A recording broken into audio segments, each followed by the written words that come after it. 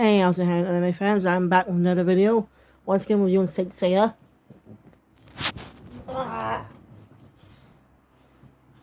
So I'm reviewing the Black Saints arc, the final sub arc in the Galaxian Wars. Before moving on to the Sanctuary story. I mean the Silver Saints, not Black Saints. Sorry. Why did I say Black Saints?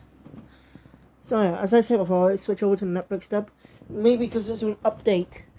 Because now all 112 dubbed episodes from the Netflix dub are on the app. And I've been enjoying watching the series. It's much better than the reboot, but I'm gonna have to rewatch. Once I'm done with the series, I'll have to watch all the spin-offs and stuff like that. But I can only review one Saint Seiya movie. Saint Seiya Legend of Sanctuary. That was gonna be interesting to talk about. Because, well, I like to talk a bit about the review a sec. There are complaints about how terrible it is, but I didn't hear any complaints about how to carry the cloths. Or just called armors for some reason, not even keeping the name Saints. Even though that's the whole point of the series, Saint Seiya. Knights with godly powers. The powers bestowed by gods. Alright, earlier I looked up Athena. She's the goddess of both war and wisdom. Even though she seems like a goddess of love. Oh. But there's also some great character moments. Especially with Shina. Yes, Shina's back again. Big surprise. She wants to kill Seiya, but we'll find out the true reasons why. It's pretty interesting, huh? I'm going to wait to talk about it. This is going to be a long one. I started watching it yesterday, so I had to watch it yesterday. So, let's begin. So, this story opens up with a gang celebrating Iki's return. Now a member of the team.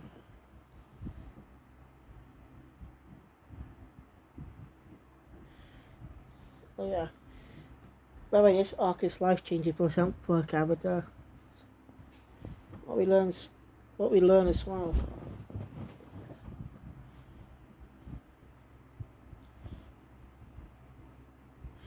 Also, by reading the fiction of Soul of Gold, suppose some of the Golden Saints that die. Oops, they need to say that.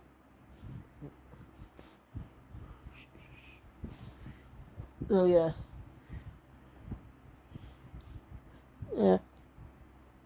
Everyone's happy that Iki's okay. Athena always gonna take a break for a bit. Shit. I got the sorry, I mixed up Sayori then. I didn't mean that because I was speaking about Athena. Off. Misleading.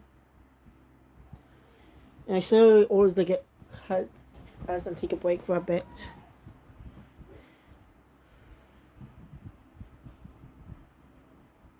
So Seiya goes hang out with Kaori, I think her name was. I've got her name now. Yeah, they hang out together.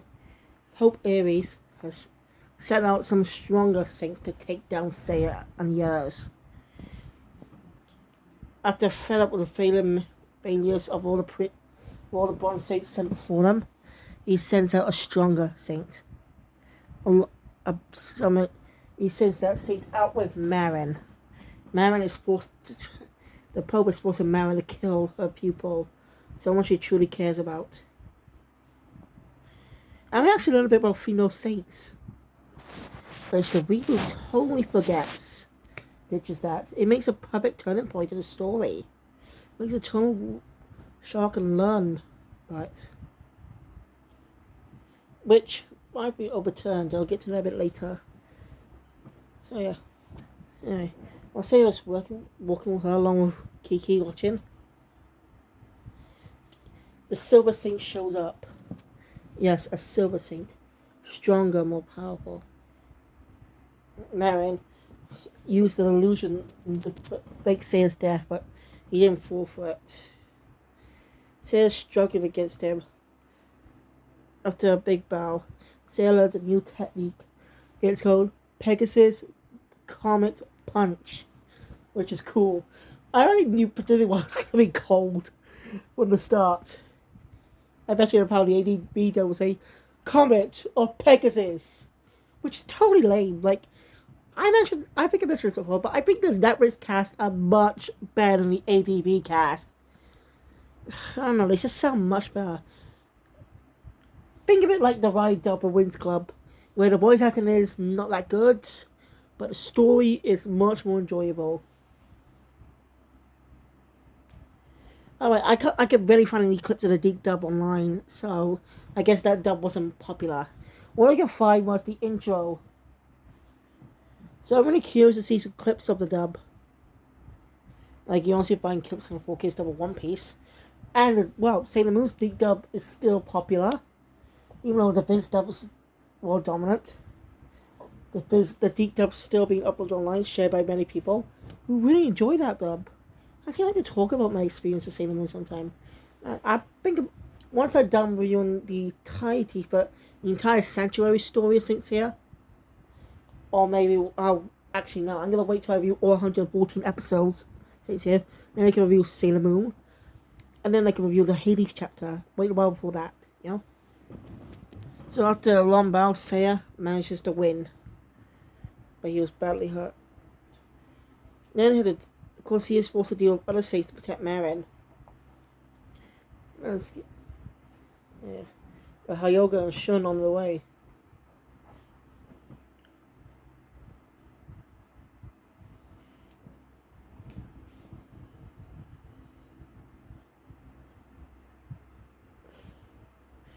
He's strong too. He's strong too, but in the end, Seiya wins. I'm skipping the battles, guys. Well, it's very tricky to explain, and Emma, well, because I came up with excuse because I say it's a dishonor to these anime to explain the action, because it's entertaining. Which is honestly, I just use that as an excuse not to explain it, because I have terrible memory. Yeah, it's kind of a good point though. Anyway, so yeah, that makes 3 Silver Saints dead. Each one has a base of Silver Saint. So, yeah.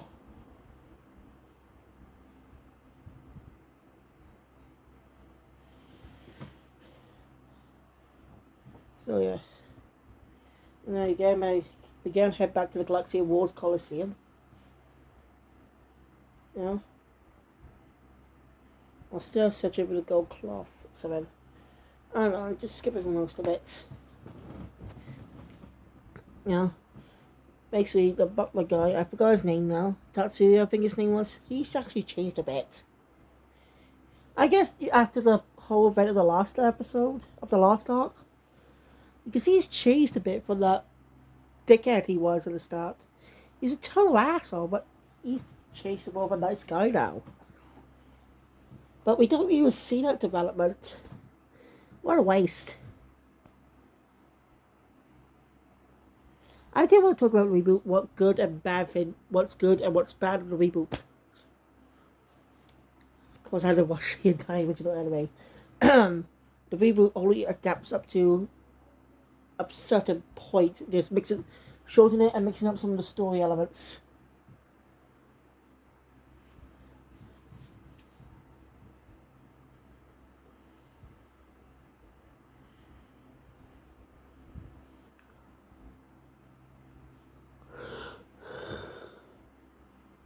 We learn, even Sayori doesn't know about this, but turns out Sayori is the reincarnation of Athena.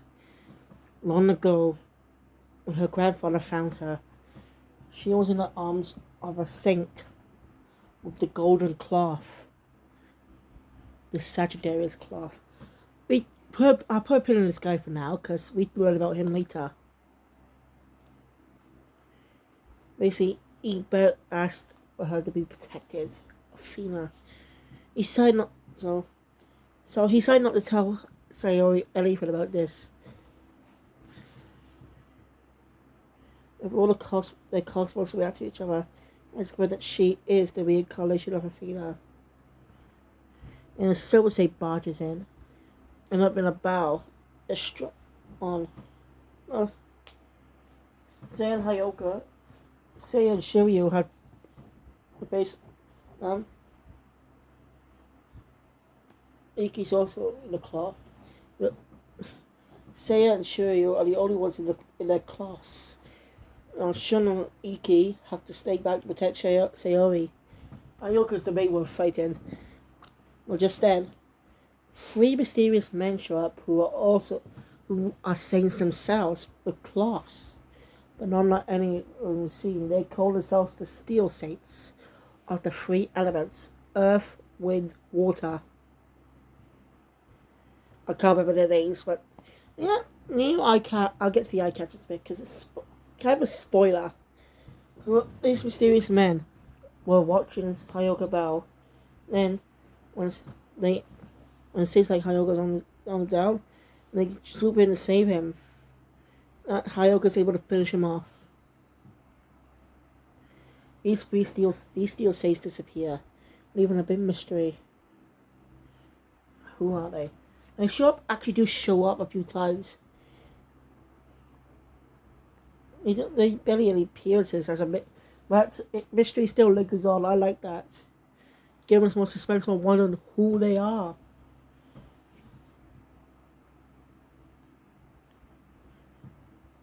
Anyway, after battles and multiple saints, there was this comedic moment where Seiya, Shiryu, and Shun decided to head off to find Sanctuary,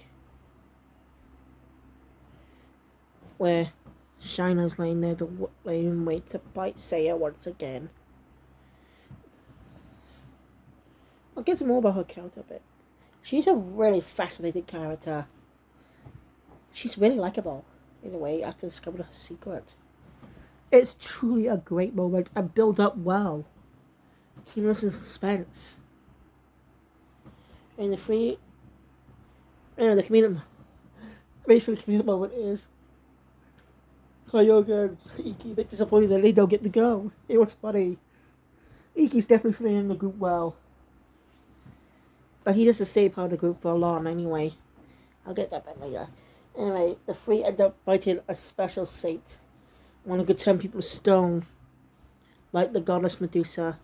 Shun and Seiya turned to stone, leaving Shiryu left. None of usual big techniques you could pick up to beat them. Well, Shiryu's belly hurt. And he does the only thing he could think of to stop the saint. He blinds himself. He pokes out his eye. He pokes his eyes hard. He's permanently blinded himself. I mean, oops, I didn't mean to say permanently then. And he manages to win with help from the Steel Saints. And he's glad it was okay. After asking their allies, and then the eye catchers kind of spoiled it that they're allies, even though it's supposed to be a mystery of their allegiance.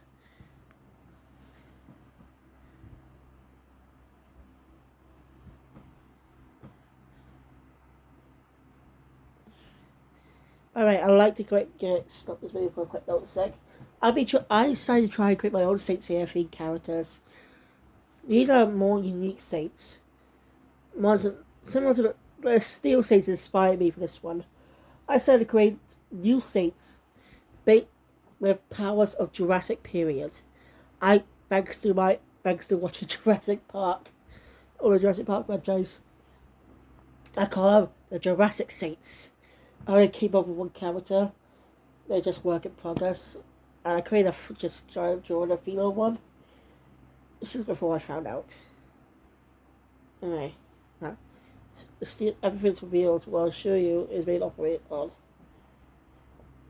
You see, the Steel Saints, the class of the Steel Saints were created by the scientist who works for Sayori's grandfather. He created it just in case. And he asked the professor not to tell Sayori about this. It was a secret. So basically, the scientific man shows these three people to become saints. Artificial saints. It's impressive. especially since he didn't understand where cloth was. And this shit, there's no way to store shit. So after Shoryu's operation's done, he's okay, no damage, but he'll never be able to see again. It's really heartbreaking. Causing with what Ikki decides to split from the group. He has his reasons. He said he's not able to show it his own way, but he does believe that Shiryu will see again someday. Release on. Next time we see him, he'll be on Death Queen Island. So yeah, he beats China. He easily beats China. After dealing with China again and another Silver Saint. So Shiryu was sent back to Wulon to try heal his eyes. And that's what I meant by that. I'll summon some about his master later. So anyway, after facing another Silver Saint who catches Sayori, it's a brilliant moment. You can really see Sayori and really get feelings with Seiya. It's a really brilliant bond, but we didn't really see much of that development, really, in my opinion. I don't know, it's just a little wasted in my opinion, because we didn't see much of it. So Seiya started out hating them. You never get any resolution for it. Like, he doesn't mention anything about not trusting him and stuff. But I'd rather see that keep going, keep how to grow. The Seiya come to accept them as good people. So yeah. It was a brilliant moment. That Seiya's recovering for a bit. But he still goes on the bed to go with Shield and Hyoka to Death Queen Island to save Ikki, to help Ikki. He went back there for some personal reasons to take down that Silver Saint. No, wait, a Black Saint. Someone who wasn't on the island before Ikki took. He wasn't on the island when Ikki took over. It was personal for him. After all, Esmeralda died here. Without the other saints, they managed. Realizing that knows he has his friends on his side, he manages to win. It's a brilliant moment.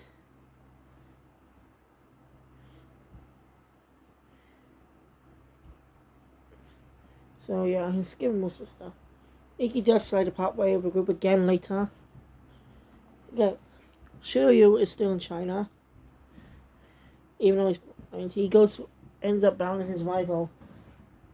He downed himself, but in the end realized the truth. He became a new man. And he's truly worthy of the Dragon Claw.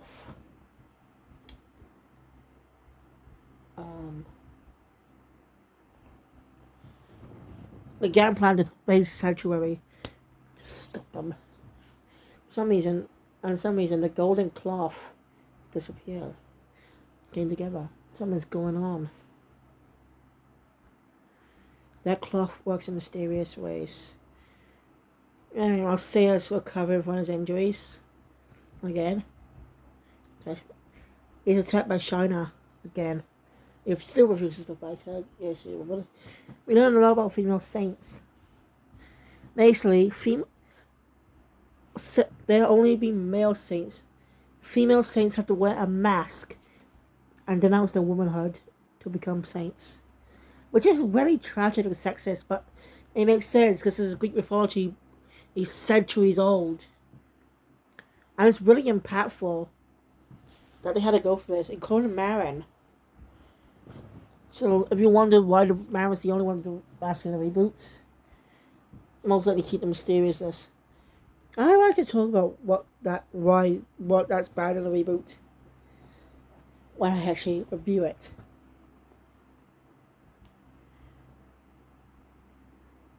And we learn the other Seiya broken. And Seiya realizes that he met her 5 years ago during his training in Greece. She was a girl who was a good fighter, but also had a soft heart.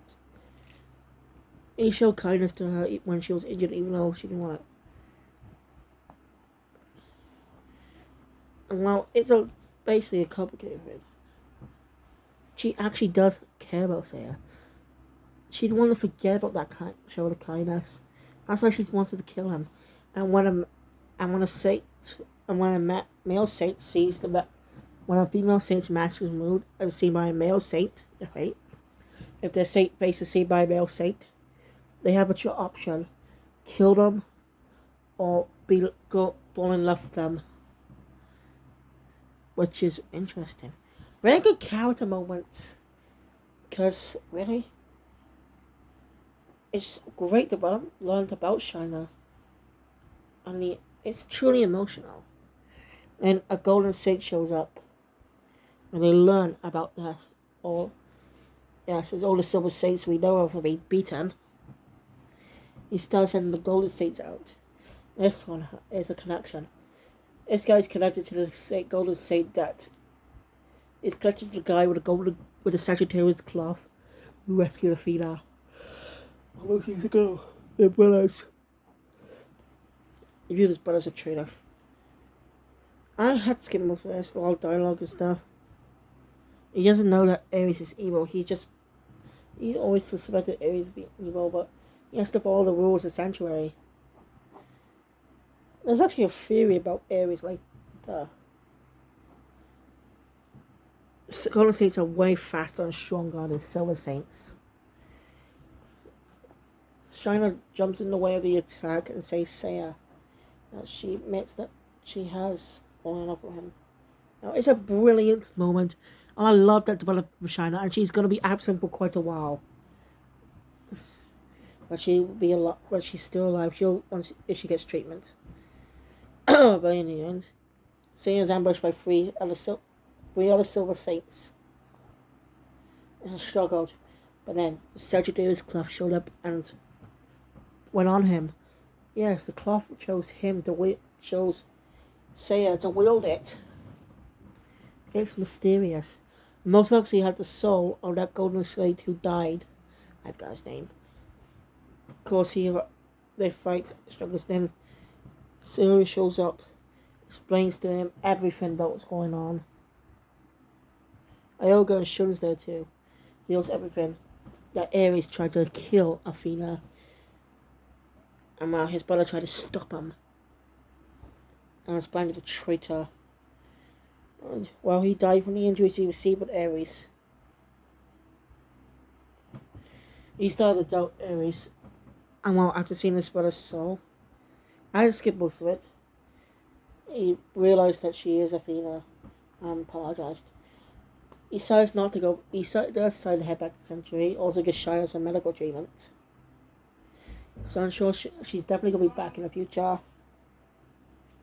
I do hope you watch the opening for the Hades chapter. She's in it. So it's going to be. She's a really well-rounded character. Can't wait to see what they're going to do with her from now. So they get inside the race sanctuary. Meanwhile, Shiryu is facing his own problems with the Golden Saint, and it's revealed that his master was once a Golden Saint himself. Ultimately, the guy decides to leave after another Golden Saint, who was shockingly revealed to be Mu, Kiki's master. Big surprise. The guy is mysterious, but he was a saint himself?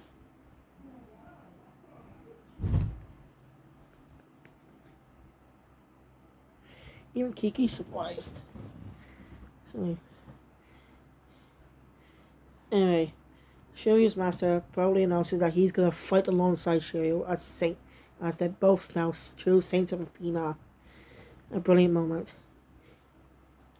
So now again, the war plan of base sanctuary. While Shun's on this one, while also the cosmonauts calling out to him, is an old friend of his one, a John on the island, June, a female saint. She doesn't want them to go die. She planned to force him to starve, you know. And yeah, she's signed up. And Shun's attacked by his old friends. Moment on the bell, he remembers his brother's words and burns his Cosmo bright and wins. He arrives at the plane with June in his arms, who's badly hurt. On the plane, Shu tells her explains what happened. I was surprised by it.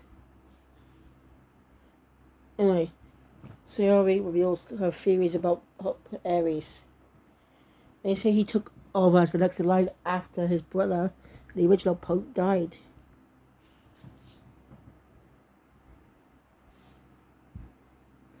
Oh, sorry, I nearly forgot.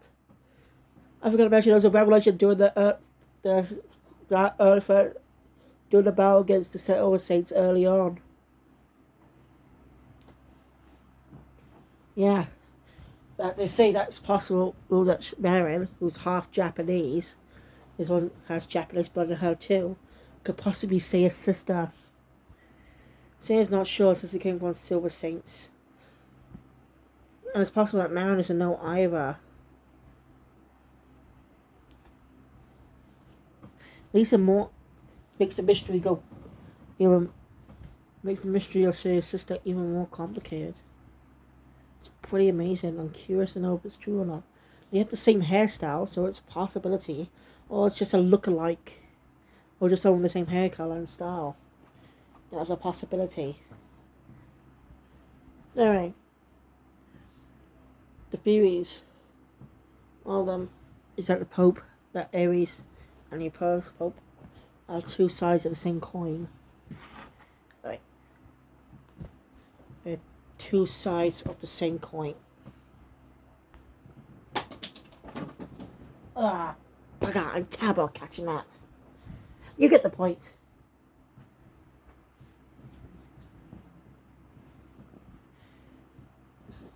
But says this does Carl Hazard, I believe in that. But he met the Pope before and he was a nice guy. My story says it's possible he might be a Golden State himself. After all, not even the Golden States know how many golden cloths there are.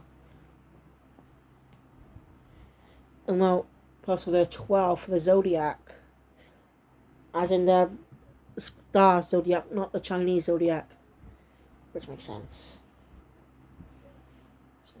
Sarah starts to believe it. It's a possibility. I mean, we've never seen Ares' base. He has been seen outside his orbit, but his base remains mysterious. And it seems like the Golden State who died all those years ago knew who he was. Needs some more mystery. Needs some more questions, huh? And they arrive because Sayori at Greece, where Sanctuary is. That makes sense. Greece is the home of Sanctuary.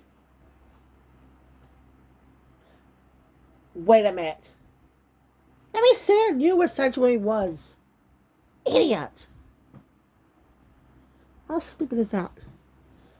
Anyway, they totally must go through. He actually went into Shiryu, who's still blind. I do have to skip another two filler episodes. So I'm sorry. But there are great moments of the story too. I'm not really filler, but you don't wait. So episode 35 and 36 are filler. Got to read it. So yeah. Anyway, they told you must go through 12 gates guarded by 12 golden saints.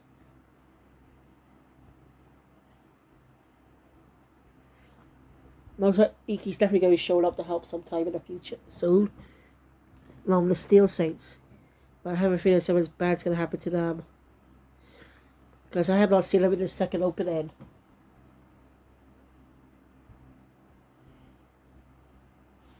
That makes me question it. They're attacked by a saint. Easily beaten, but he was ordered to kill Athena. And says he's succeeded. And they look around. See Sayori stabbed with a golden arrow in the chest. And that's where the arc concludes on a great cliffhanger. So I can't wait to check out the first half of the series over, which is Sanctuary arc. One of the biggest arcs, because the second opener will give the new cloths. I do not know how. And if you guys want to enjoy my content, hit the thumbs up button. Want to see more, subscribe to the channel and click on the notification bell. You'll get all the videos that comes out in the future. I plan to keep reviewing things here. And no announcement for gamers. I thought was gonna remake, coming out on March 24th, 2023.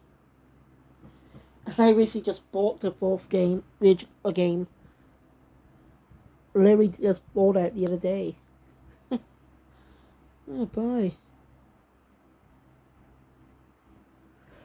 Coincidence.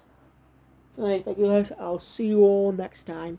Oh, be sure to check out my main channel. I just posted. By the time week, I posted reviews of Jurassic Park, Jurassic Park 2, Jurassic Park 3, Jurassic World, Jurassic Park World Fallen Kingdom, and Jurassic World Camp Cretaceous Season 1. I will be in Season 2 in the future. So again, I'll see you guys next time. Kill Phoenix out.